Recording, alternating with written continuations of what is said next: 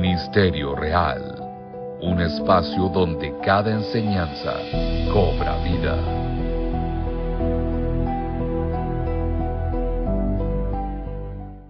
Quiero compartir en el nombre del Señor una pequeña reflexión muy importante para lo que es la vida cristiana. En este momento, pues, quiero que hablemos sobre un tema titulado Enemigos y aliados en el ministerio. Y es que quiero iniciar con una frase que me llama mucho la atención, y es la frase: no todo el que está cerca suma. A veces nosotros creemos que el que está más cerca es quizá aquel que va a sumar a mi vida espiritual. Y la verdad es que el peligro no siempre viene de afuera. A veces el peligro viene de cerca. Y esto es algo muy importante que nosotros, los predicadores especialmente, debemos de tomar en cuenta. Entonces dice la palabra del Señor, por ejemplo, en Hechos capítulo 20, verso 28. Pablo está advirtiendo a los hermanos allá en Éfeso y les dice de la siguiente manera, Hechos capítulo 20, verso 28 al 30. Les dice de que después de mi partida entrarán en medio de vosotros lobos rapaces, que no perdonarán al rebaño. En otras palabras, Pablo está advirtiendo a los hermanos acerca de lobos. Y también sugiere acerca de que de vosotros mismos se levantarán hombres que hablen cosas perversas y van a arrastrar a los discípulos.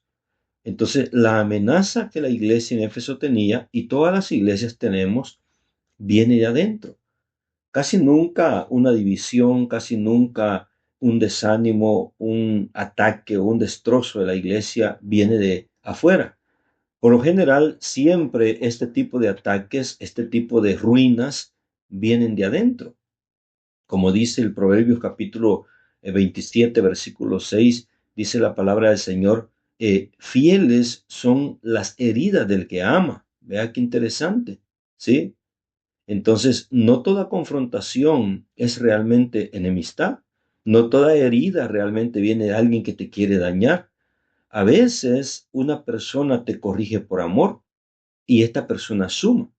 Por eso es que es importante que nosotros atendamos a este mensaje, porque a veces en el ministerio, a veces en la iglesia misma hay enemigos y a veces también hay aliados, y creo pues que es lo que nosotros debemos de buscar en el ministerio. Ahora bien, ¿qué es realmente enemigo y qué es realmente un aliado? ¿Cómo lo define Dios en la Biblia?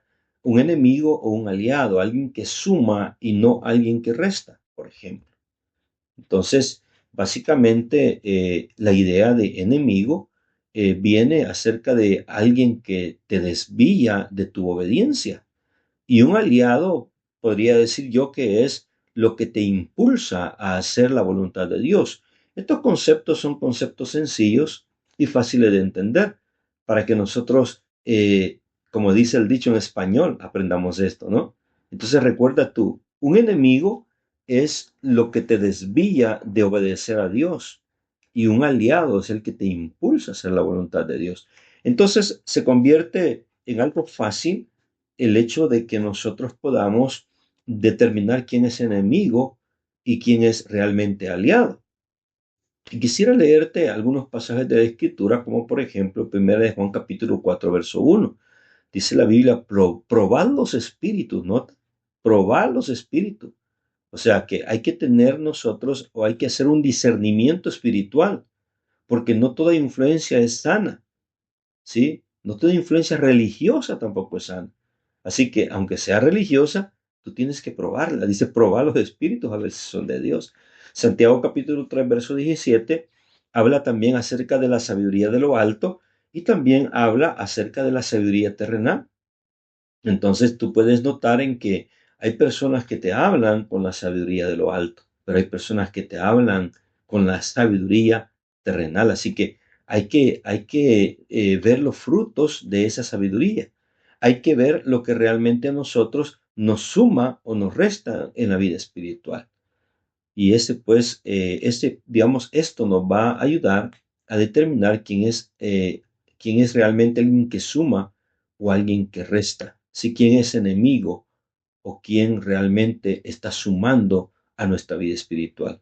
Esto es muy importante para nosotros. ¿Cuántos predicadores, cuántos ministros de la iglesia han caído en descrédito, han caído en pecado, han caído, digamos, en desórdenes congregacionales precisamente porque fueron influenciados? Por ejemplo, hace poco estaba yo conversando con una persona que me aseguraba y me decía, tal predicador en Navidad con sus amigos toma licor, hacen fiestas paganas, ¿ah? Hacen esto, hacen lo otro, hacen aquello. Y dice, y luego que pasan estas fiestas, vuelve a administrar su iglesia, imagínense. Y hay personas que aún te dicen, no, publica eso, no te preocupes, de todas maneras, es lo que tú haces. O sea, hay gente que lo apoya en lo malo a uno. Esta gente no suma, esta gente resta. ¿Ve? Entonces, quiero mostrarte algunos ejemplos acerca de personas que sumaron y personas que realmente le pusieron freno al ministerio de alguien. Y en este caso quiero empezar con el apóstol Pedro, ¿sí? El apóstol Pedro fue un aliado para nuestro Señor Jesucristo. Él estuvo en el ministerio, él tuvo la oportunidad de vivir con Jesucristo en su época ministerial. Sin embargo, con el tiempo, Pedro se volvió, digamos, en un freno para el Señor Jesús. Y es que, mira, la gente buena puede frenar por lógica humana, ¿verdad? Entonces, en este caso dice, por ejemplo, ¿no? ¿Cómo tú vas a ir a la cruz? Por decir algo. En Mateo 16, 21 al 23 encontramos nosotros la historia de que Pedro intenta apartar a Jesús del sufrimiento. Pedro intenta detener a Jesús, pero Jesús lo detiene y le dice, apártate de mí, Satanás, me eres tropiezo, le dijo. ¿Ah?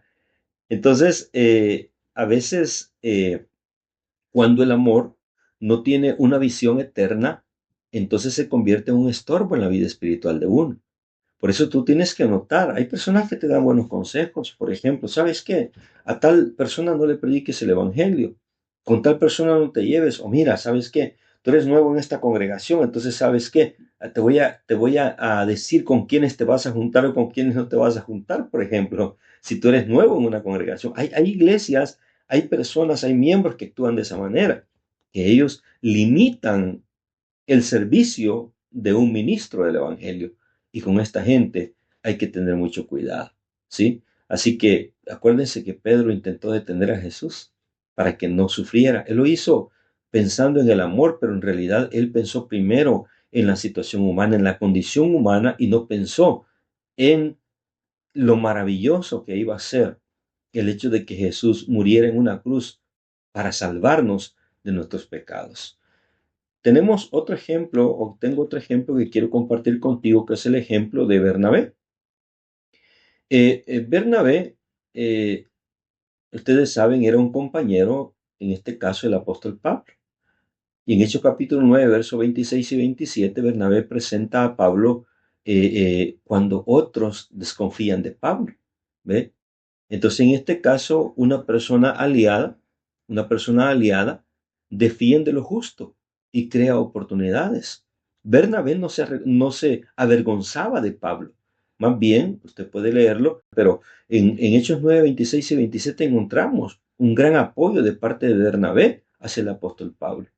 Como también vemos nosotros que Bernabé anima a Pablo, anima a los hermanos a permanecer fieles. En este caso, Bernabé era un varón bueno, ¿sí? Entonces, un aliado te fortalece, ¿sí? Un aliado está constantemente contigo diciéndote lo que debes de hacer, lo que es bueno. No es solamente emoción. Eso podemos ver un ejemplo en Hechos capítulo 11, verso 22 al 24. Y así pues podríamos nosotros mostrar varios ejemplos en la Biblia de personas que sumaron en la vida espiritual de otros. Pero quiero también aprovechar el tiempo y ponerte un ejemplo acerca de algunos enemigos. En este caso, en el Antiguo Testamento encontramos el ejemplo de Nehemías, ¿ah? Que habían enemigos que querían distraerlo. Nehemías capítulo 6, verso 1 al 4, habla acerca de que los enemigos de Nehemías lo invitaban a reunirse con él, con ellos. Y ven, reúnete con nosotros. ¿Ah? Pero Nehemías, como dice la Biblia, sintió, estudió los espíritus, si eran de Dios o no eran de Dios, y él no bajó a reunirse con ellos, porque ellos querían distraer a Nehemías intencionalmente para frenar la obra del Señor. Entonces, allí en Nehemías capítulo 6, verso 1 al 4, ustedes lo pueden leer, cómo es que enemigos querían destruir a Nehemías y con esto destruir también la obra, engañándolo a él y llamándolo a una reunión. Imagínense. Entonces, amados hermanos, realmente en la vida hay personas que suman y hay personas que restan. ¿Ah? En este caso, me encanta mucho el ejemplo del apóstol Pablo con Timoteo, ¿sí? Porque Pablo era el mentor de Timoteo. Y me gusta mucho cuando el apóstol Pablo aconseja a Timoteo, porque lógicamente Pablo quería que Timoteo fuese un gran siervo de Dios y le anima, por ejemplo, en el capítulo 2 verso, en la segunda carta a Timoteo, capítulo 1 versos 6 a 7, le anima a avivar el don de Dios que está en él. Le anima a ser ejemplo como creyente y anima a Timoteo a hacer tantas cosas buenas. Así que, amados hermanos, en el ministerio nosotros vamos a tener personas que van a sumar a nuestras vidas espirituales y también vamos a tener personas que van a restar a nuestra vida espiritual. Por lo tanto, hermanos, van a haber enemigos y aliados en el ministerio. Tú decides a quién oyes. Yo espero, hermano, que busquemos siempre aliados para el ministerio, gente que sume, gente que nos ayude a crecer.